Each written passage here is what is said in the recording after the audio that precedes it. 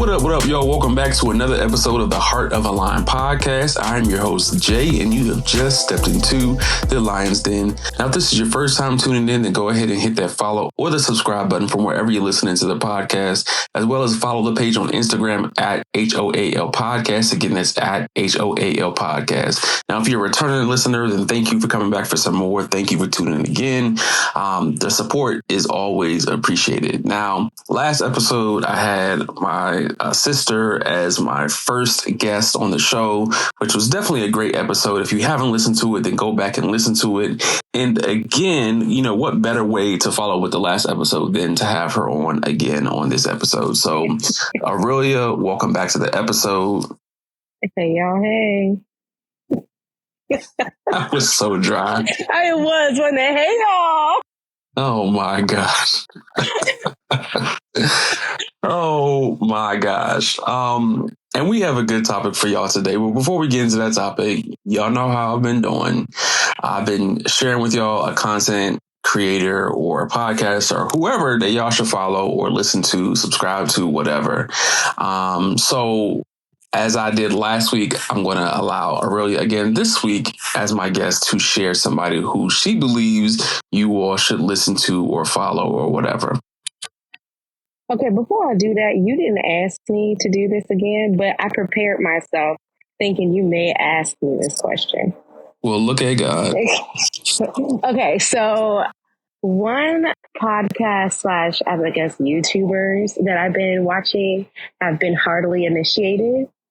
I wouldn't say like they're beginning because I started watching them recently. And so it's just basically two guys who felt like they were hardly initiated as Black men.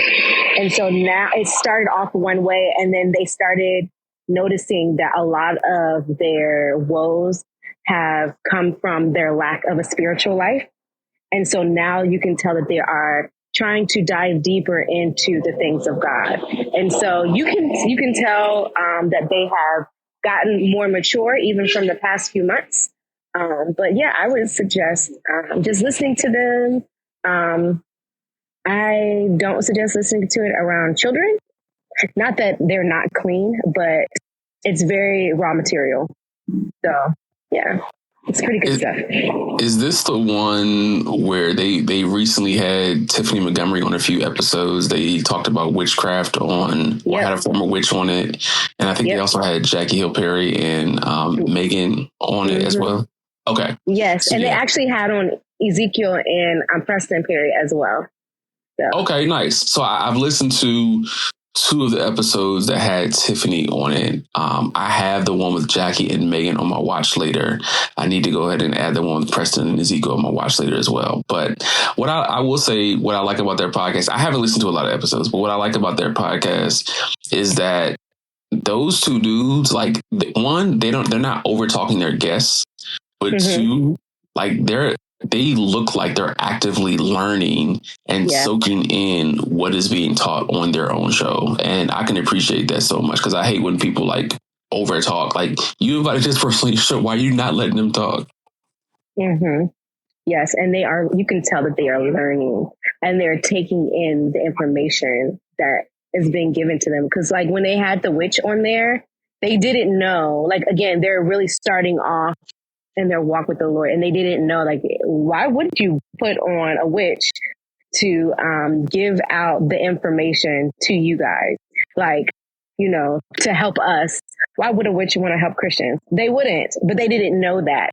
And so when Tiffany Montgomery came back on, she rebuked them in love.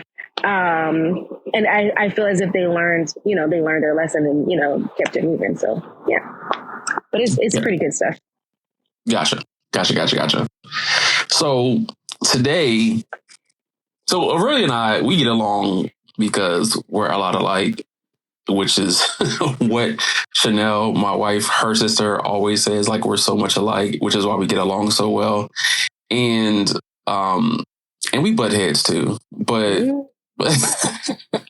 part of the reason why I think we do get along so well is because we're both the oldest sibling. And, okay. I always have to differentiate because I always have to tell people I'm the oldest of four and the third of six.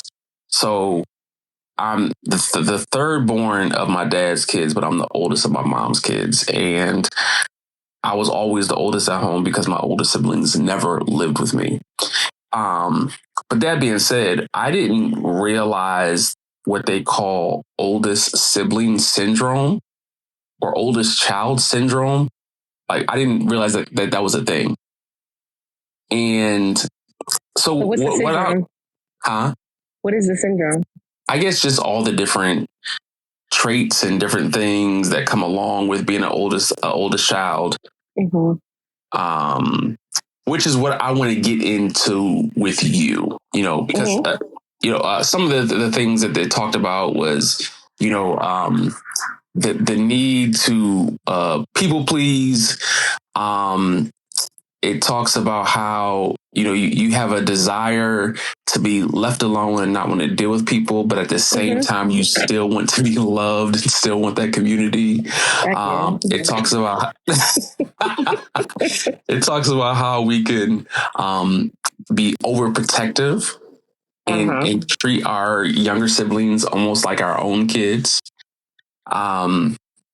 Talks about how we can be competitive and impatient, and not necessarily saying that everything like that every trait applies to us, but there are just so many different things that we go through like as the oldest child. It's like we're like the test trial.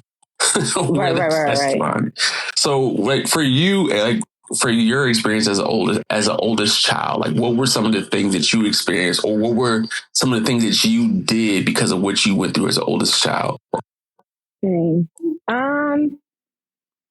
I am very much something that I do now, and I feel like it came from being the oldest child, is I don't ask for help when I need it. Like, I will be struggling. Okay. It's going to get done, but I will struggle knowing that there's somebody else to help me, and I think it's more so is because I can't ask. I feel as if I've asked you before, you didn't come through. I'm not about to ask again. I'm not going to go down that hole with you again. And I guess if you think about younger siblings, they don't have the same cares that you have. Like, that if your mama told you that the house needs to be clean as the oldest, you have to make sure that the house is clean. You're the one who's babysitting everybody else, and most of the times they don't listen. So it's like now you feel like you have to do everything by yourself because you've legit been the boss, the leader, since birth. But yep. I'm trying to think. I do feel as if I am overprotective, and I feel as if that a lot of the issues that my siblings have, aka your wife, is my fault because I have babied her. Like, I think that she's spoiled because I babied her. I think that Tiana is spoiled and she doesn't do a lot of the things that I did because I babied them. Like, I always made sure like they were good, or like asking or giving them things just because, and having the expectation that you're going to do the same thing for me. Hey, bro, that joint don't be happening. I be low-key salty. Like, if I go to the store and I'm like, oh my gosh, just stressed, I'll randomly buy Chanel something because, like, I thought about her. But then, same thing for Tay-Tay. And then Tay-Tay will go on Shein and buy a lot of clothes and don't think about me not one time. I'm like, wait a minute. I buy you all these clothes, or I let you have something. But come on, you can't even buy me a candy bar, bro. So, yeah, I do feel, but I think it's my fault. Like, but also not, and I think that also follows me in relationships too. Like, I don't ask for help, and I have an expectation for you to know something, when that's not always the case because I didn't voice my need. You see me over here struggling, you should know. Like, come on. Yeah. I can relate to that so much. And this was actually one of the things that was on the list too, just in the sense that, we're often quick to help or assist, our loved ones or our friends that we see in need, or quick to encourage them when they go through different things. But when it comes to us, it's like we don't know how to ask for help. Like we don't need it. We don't know how to say like, man, I'm really going through this, or man, I'm really struggling with this, or can you just help me with this? Like we don't know how to do that because we're so used to always being the one that's putting ourselves out there for other people, but we don't know how to reach out and get that same thing for ourselves, or sometimes, we're so used to doing it for others that we don't believe that others can do it for ourselves. I know even sometimes for me, like it's a struggle because like I know like I pray for people. Like I don't mind praying for anybody, but sometimes like I have a hard time receiving when other people pray for me. And it's just like that oldest child, is that what that is? Syndrome or whatever they want to call it. Huh? I said, is that what that is? Because people want to be praying for me, and I feel like sometimes my ears close up. Like what?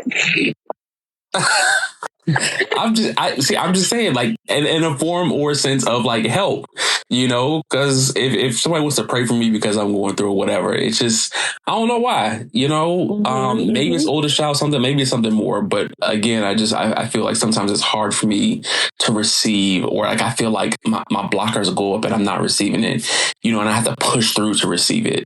But even, I mean, the same thing with the protectiveness, like, my sister will tell you I was very much overprotective growing up, very, very, very overprotective, and part of it was for good reason. Not that she knew, but like, them little boys come around and, acting like they want to be my friend, but come to find out it's like, oh, is Michelle talking to anybody? Oh, does Michelle got a boy? Like, no, like, get out of here. So now I got to me mug you and we ain't cool no more because you over here trying to mess with my sister, or, other little, some kids in the neighborhood picking on my little brothers. And now I got to be overprotective because I have to show you like that you can't mess with them. And because if you got to mess with them, then you got to mess with me. We're going to have an even bigger problem.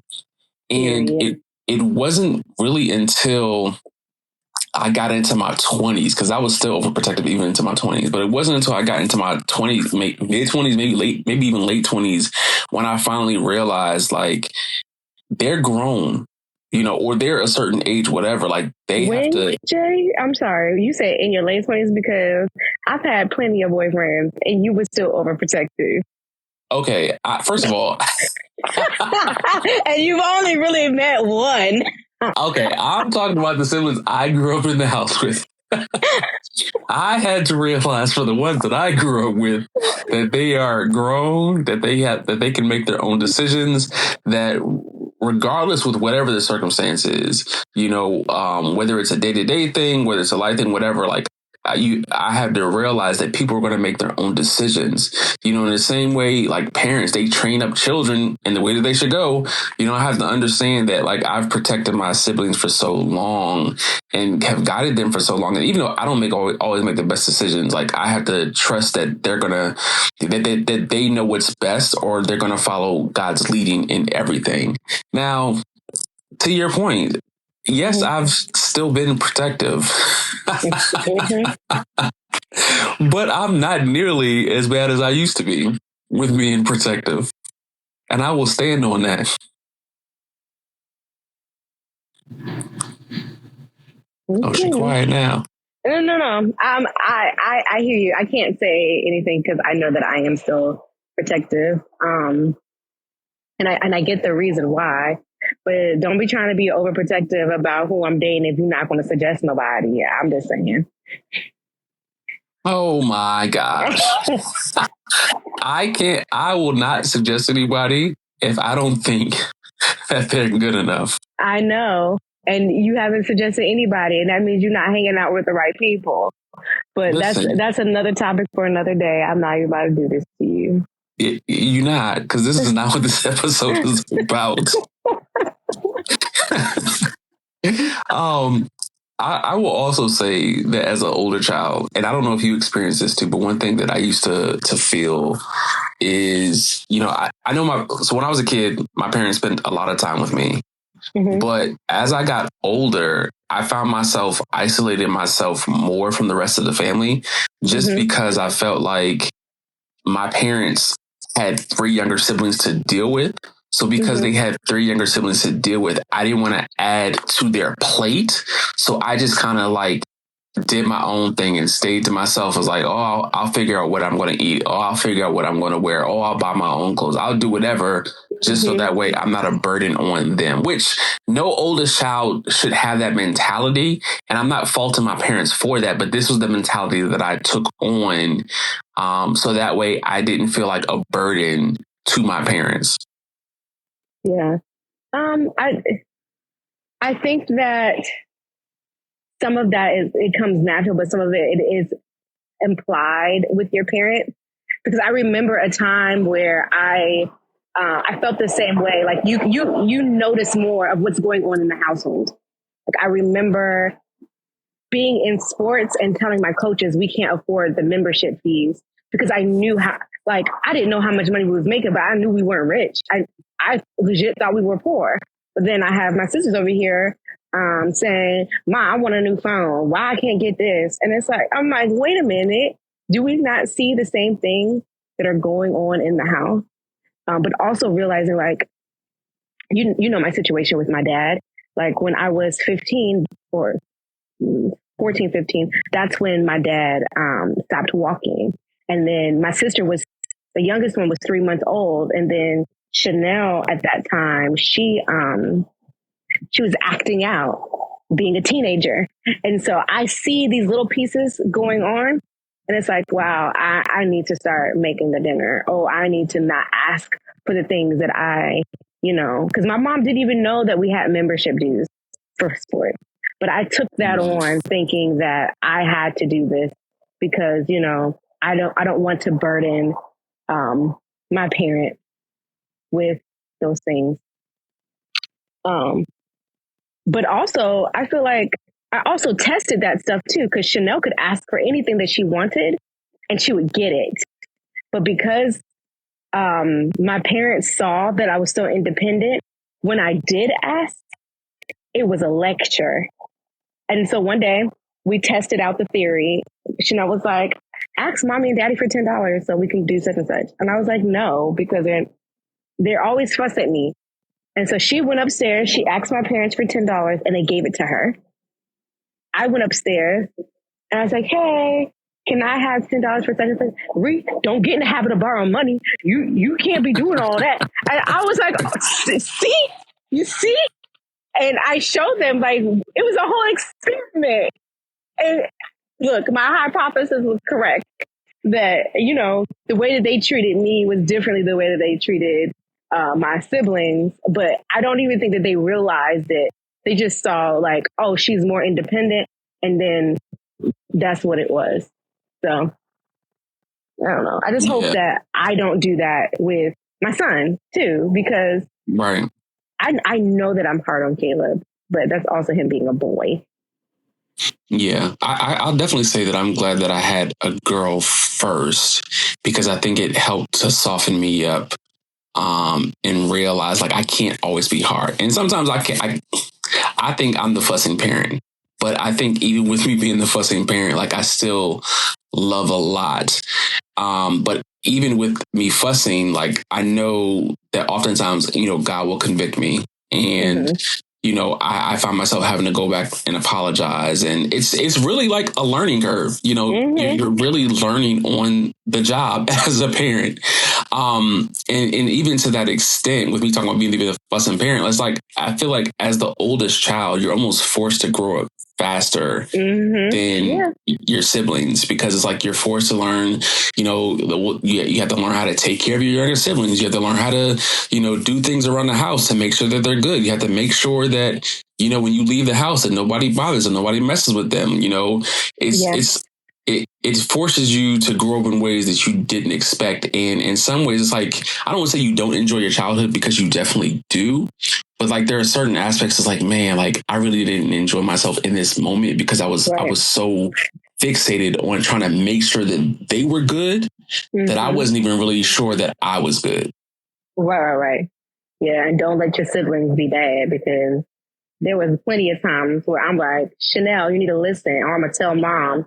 And she was like, tell mommy. She didn't care. She didn't care. But it's so crazy to see how she is now, because she's a completely different person. Like this, Jesus saved, period. Right. The Chanel that you know, baby, what? Listen, everybody got a testimony. Yeah. Everybody got a testimony.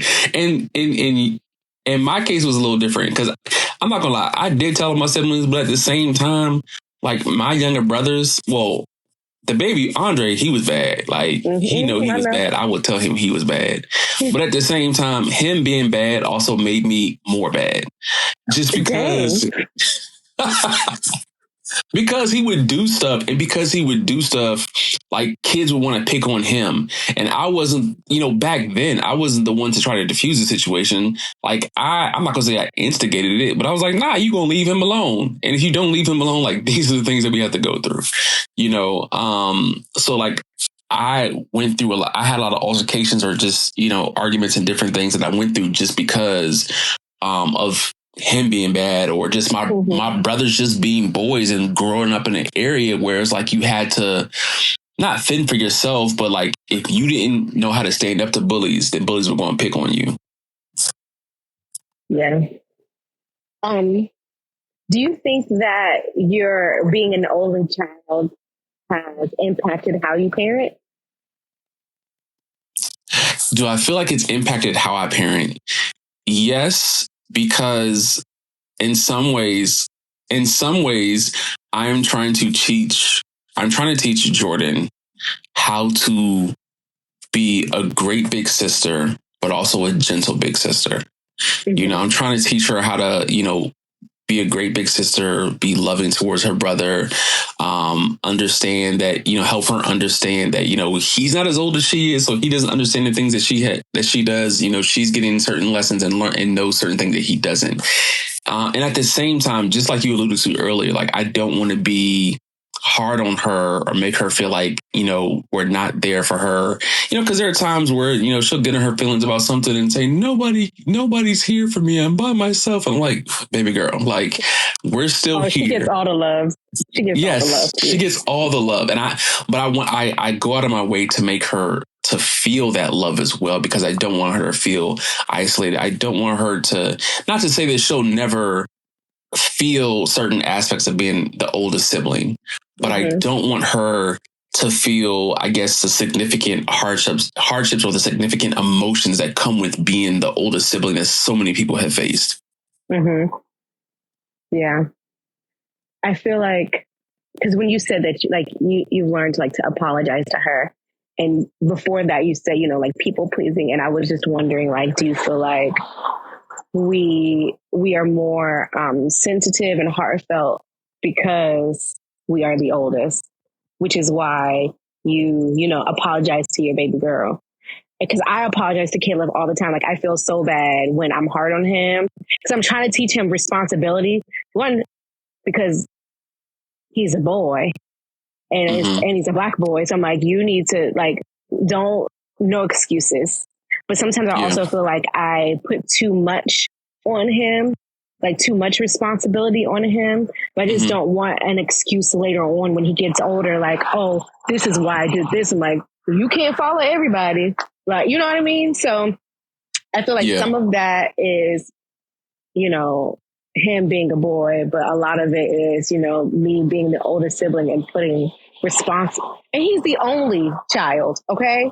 And I say oldest, he's the only child, but then he also has his cousins. And so when his cousins are around, I'll take him to the side, you are, they're looking at you. So make sure that you make good decisions so they make good decisions. And it's I kind of put that responsibility on him, but should I put that responsibility on him? Right. So I guess to the first part of what you said, am I sensitive and apologizing and stuff because I'm the oldest child? I would say absolutely not. I am who I am because of Jesus, because who I was as I got older before Christ, I had become very mean. I was not sensitive at all. I didn't care about hurting people's feelings. So I'm the opposite now. But to that point of, I look at it like this, as children get older, there there does come more responsibility. And if we are to trust them to be the children that we raised them to be, then there has to be some level of responsibility. Example, if Caleb and one of his cousins want to go to the playground, and normally they're not allowed to go without adult supervision.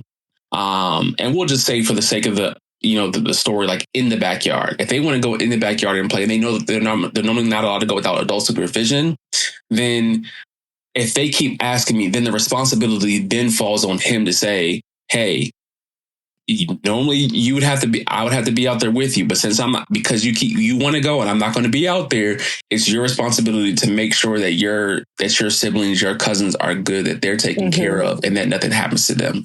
I can understand situations like that, and I agree with situations like that.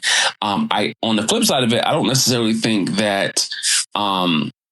Some situations, like where like the parents work all day, and because both parents work all day, or it's a single parent household and the one parent works all day, and like the oldest child is forced to watch all the younger kids all day. Like, I feel like that is unfair, but like, what do you do in those situations? Right. The parent need to suck it up, dude. Yes. No, seriously, because it's not fair. Because yes, the parent goes to work, but don't you think that the child went to school all day? Like, what? So, I don't know. I don't know. Because I have seen where kids, you feel bad for them to do it. I feel bad for Caleb because he has said, I wish I wasn't the oldest. And I'm like, dang, boy. And he only the oldest sometimes. Like, usually it's just him. But he sees it already, and it's only some of the time. I guess he feels the burden. Because, like, when we go out and I have Jordan and Theo, if I take Jordan over to, like, the trampoline park, my Caleb, you out here jumping, but you make sure your cousin is straight. And I remember seeing him, like, I guess she fell or somebody bumped into her, and he was on that person like a hawk. I was like, I know that's right. I know that's right. I didn't even have to say that. I know that's right, Caleb. But I know he enjoys to protect, but at the same time, I think he also he sees how soft everybody else is, and he wants to experience that too. So, yeah. Yeah. Because again, it's like, you can go out and enjoy yourself all by yourself. But then when you have other people that you have to look after, it's like you can still enjoy yourself a little bit, or even a lot maybe. But to have that care, like, and still that thought, or even in some cases that worry, like, I got to make sure that everybody else is good and that nothing happens to them, or that they're protected. Some places you have to worry about it less than others. Right. But like, you still have that thought. I don't know. I think for me, I'm happy that I was the oldest, that I am the oldest, just because I feel like the way God took a hold of my life and used me in my early 20s, I saw how it began to shape my younger sister, and the influence it had on my brothers. Again, granted, like, they didn't do everything the way Jay would say do it, but they shouldn't do everything the way I would say do it. Like, they have their own lives to live, and trust God in that process. But I don't know that I would want to be the younger sibling, but maybe it's me saying that as the oldest. And right. I think also me looking at that is like, even though I have two older siblings, like, because I grew up in a house with three younger ones and I was the oldest, it's hard for me to see myself as somebody else's little brother. Right. Because all I really know is how to be an older brother. Like, even in church, like, it's hard for people. I was going to ask that. Yeah, it's hard for me. Like, I can't tell you how many people I know who are older than me that call me big bro. Really? Like, yes. Like not just at church, but just in life with people that call me big bro.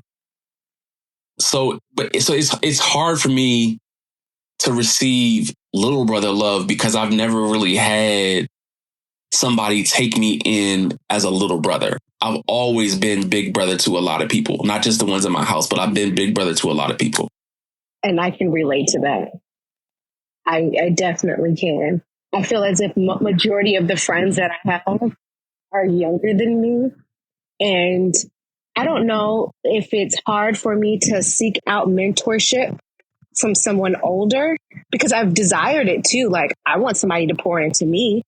But every time I have reached out to someone, it's like, okay, and then it's not there. And so I still do desire someone older than me to pour into me, but I haven't had that yet. And the one person, there was somebody that I was friends with, you know who she is. But she didn't act right at all.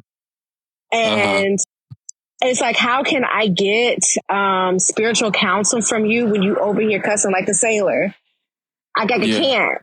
If I'm living a certain way and you're not, and it's like, now you're influencing me to like, oh, the decision I just made is not too bad. Like not putting the impact of sin on my life was low. I mean, I think I'm saying it wrong.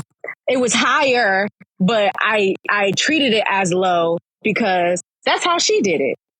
But I know better. So it's like, wait a minute. Because I am the oldest, it's like, I can't do this. And now it's like me being older sister to an older woman. And don't nobody got time for that. So, but I mean, unless the Lord says you need to, pour into this person. But I will say, it can be tiring being the oldest. Even in your everyday life, because I do have a desire for someone else to pour into me. Like I want to be, not that I want to be the youngest, but I want somebody to care about me in that way. Yeah. Yeah. And I can relate to what you said as well, just because, on one hand, I've had older people in the faith that I looked up to. When I say older people, I mean like they're within 10 years older than me, that I looked up to, and some of them don't follow the Lord anymore.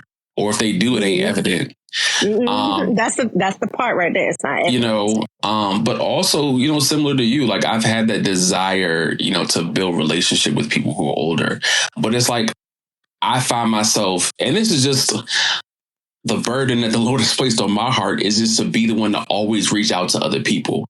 And, I know that the Lord uses me to be a vessel in a way which I wish I had growing up. Like I wish I had people who were a mentor. I wish I had people who were checking on me. I wish I had people who were encouraging me. I wish I had people who looked at me as a little brother and were able to, lift me up. And I'm not to say that my older brother's a bad older brother. It's just he's 11 years older than me and he lived his own life, but I wish that there were people who or guys who look down on me like that. But I always find myself in this situation, always reaching out to others, whether they're younger or older, always reaching out and encouraging others, whether younger or older. And like you said, like it does become tiresome. It does become exhausting. There are some days I do not feel like doing it, but the Lord tells me to do it. Yes. And if I don't do it, then it's like, okay, now I'm the one that's being disobedient, but so I still have to do what he tells me to do. You took on the burden. Yeah. So, but I think I agree with you when it comes to, I wouldn't change my position. Like I enjoy being the oldest. If you notice that a lot of times when parents have children, they take all the photos of the oldest, the first child, and then when the second child come in, I be like, listen, I have albums of photos of me. And then there's like maybe 2 pages. But hey, that I ain't do it. Listen, so I need for y'all not to do that to my Theo, because I've been looking at the screen and seeing all the pictures of Jordan when she was a baby. Now you do take a lot of photos of Theo, but you don't take nearly as much of Theo that you did with Jordan. No, first of all, I take it. Just receive the correction. Receive it. No. Listen. I take a lot of photos of both my kids. But what you're seeing, so for those of y'all who wonder what she's talking about, I have Chromecast at home, and with the Chromecast, you can have an album from Google Photos that displays in the background. So I have like 3 different albums. I have like four different albums. I have one of just the 2 of them together. I have one of just, my daughter, one of just my son, and then I have photos that I take as a photographer. What you have to understand is that the album of Jordan is 4 years worth. Okay. The album of him is 1 year's worth. So of course there's gonna be more photos of her. But I take a lot of pictures of both of them. Okay. What I don't do that I want to get back into doing is get pictures printed. Yes, absolutely. I only got one child for now. For now. But I used to get pictures printed of me and Caleb all the time. All the time. Yeah. Every 6 months we were taking photos. See, which is dope. That y'all do that. It's important. I mean, even that, I commend families who continue to take family photos every year, even as a kid, like even as the youngest kid get older and they got like 5, 6, 7 kids. Like I commend them. Like, I don't know how y'all do it because 2 is tiring, but I commend them for being able to do it. Mm-hmm.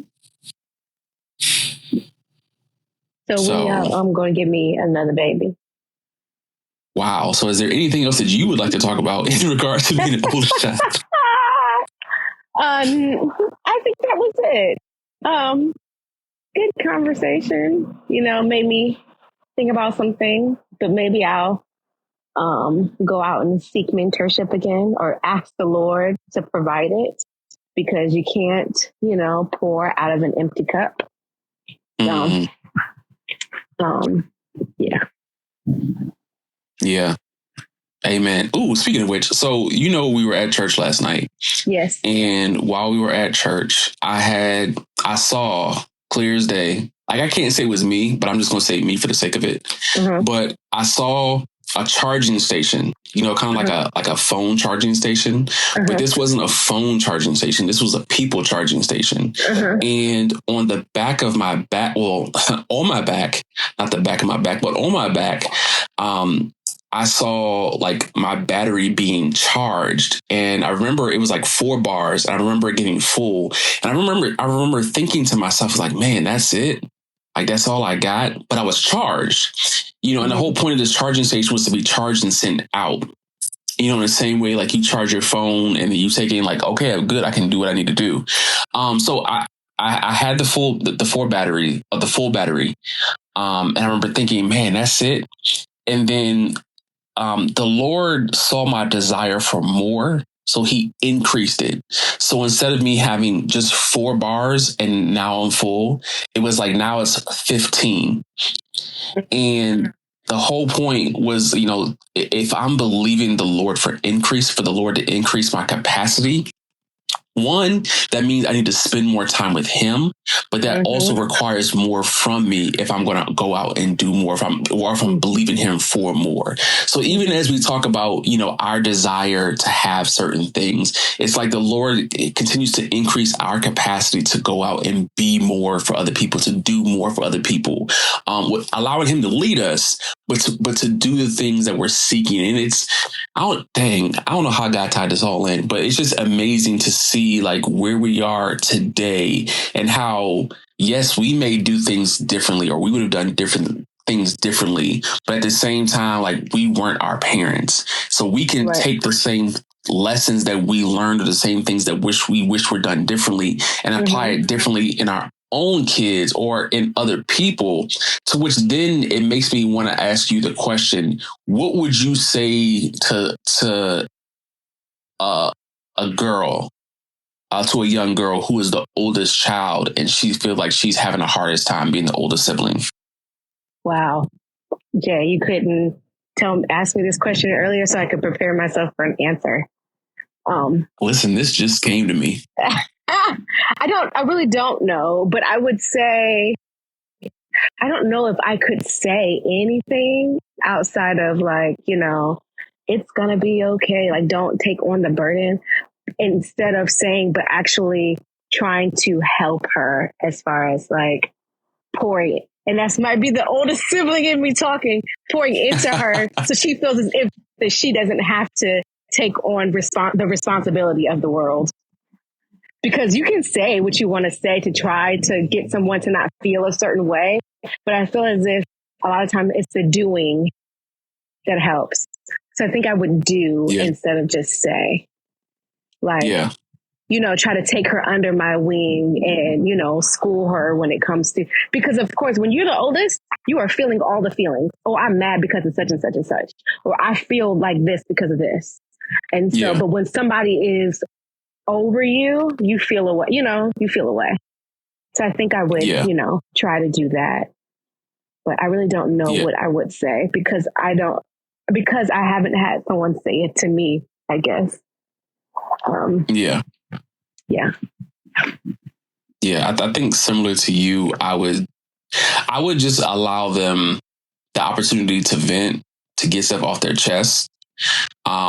But after a while of venting, when I say after a while, like if I have the opportunity, if it's someone I'm connected to, and I have that relationship, I would allow them to vent as needed, but also either after the venting or after a couple of times of them venting, just then pour into them and encourage them and let them know, like, hey, like, it's going to be okay.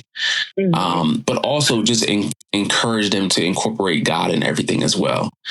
And just really try to cultivate that in them if I had the opportunity to do that. Because, man, I tell you what, I know you kind of grew up in church. I ain't grew up in church. So I don't know how I did it without God. But an older sibling, especially as a teenager, who can do it with God, definitely has advantage on those who are doing it without him. Right. Yes, absolutely. Yes. So, but, I think that there's a lot of stipulations with that because when you're a teenager, like you have the hormones or how teenagers act, acne and peer pressure and all of those things. So I really don't know, but I would think that doing it with God is much better than doing it without. Yeah, for sure. So for sure. But you know what? My mom got saved when I was 10. I was 10, 11-ish, sir. But my dad was not. So I know that there was a divide in the household when it came to spiritual beliefs. But I was super saved in high school, okay? I ain't cuss. I was like the mom. Everybody called me the mama because I was like, y'all know y'all shouldn't be doing that. And they would, act right, or they would stop cussing around me, or they wouldn't do certain things around me. It was after high school when I started acting up. I had a little 4-year stint of being bad, but Yeah, I think I was more so bad outside of school in high school. Even I wasn't terrible, but it was just like, don't mess with me. Like that was just my thing. But it was after high school when I started acting out, like in school, like that's when I really started being rebellious and really like started discovering like who I am, because I did not act up in class at all, kindergarten through 12th grade. But after that, didn't teachers did not want me in their classroom at all.